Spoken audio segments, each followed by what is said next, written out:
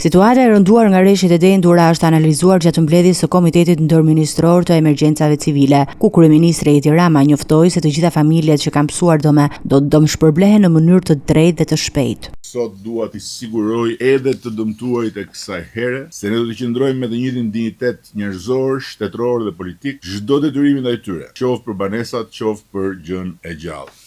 Ai bëri bilancin e zonave të përmbytura në veri dhe jug të vendit duke theksuar ndërhyrjet për furnizim me energji elektrike dhe situatën në akset kryesore rrugore.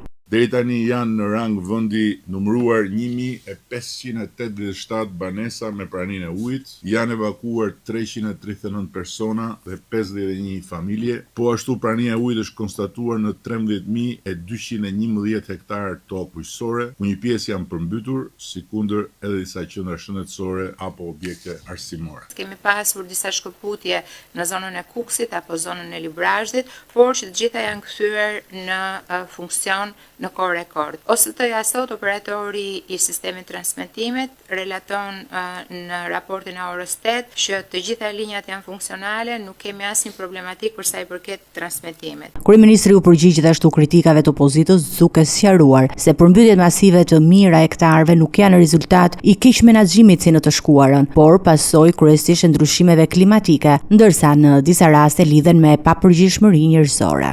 Aleatët politikë të shiut që shohin tek çdo tërbim i natyrës forcën që do të kompensojë impotencën e tyre kundër qeverisë, kanë llomotitur shumë për gjendjen e hidrovoreve, të cilët kanë qenë në funksion të plot pa pushim, duke evaduar sasira të konsiderueshme të ujit dhe duke parandaluar kështu pasoja shumë herë më të rënda nga rreshtit e këtyre ditëve.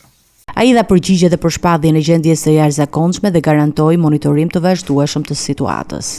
Shiu nuk ndalet me shpifje, si ato që nuk punojnë hidrovoret, lumejnë nuk kthehen në shtrat me protesta, si ato që s'kan lidhje fare me arsyen pse përmbyten shtëpitë e ndërtuara në territore shumë vulnerabël. Red nuk shpërndahen me slogane, si ai slogani kronik i çdo gjendje atmosferike të rënduar, të shpallet gjendja e jashtëzakonshme. Këto janë reagime që ushqejnë nervozizëm, jo zgjidhje, ushqejnë ndarje, jo ndihmë, ushqejnë çorodi, jo siguri. Gjatë mbledhjes u bë me dije se qeveria ka ndarë rreth 50 milionë euro për situatën emergjente natyrore dhe po vazhdon koordinimin me autoritetet lokale për të mbështetur banorët e prekur, për të garantuar furnizim me energji dhe për të minimizuar dëmet në tokat bujqësore. Masat përfshin gjithashtu ndihmën për familjet e evakuara dhe monitorimin e rrugëve kryesore për sigurinë e qytetarëve.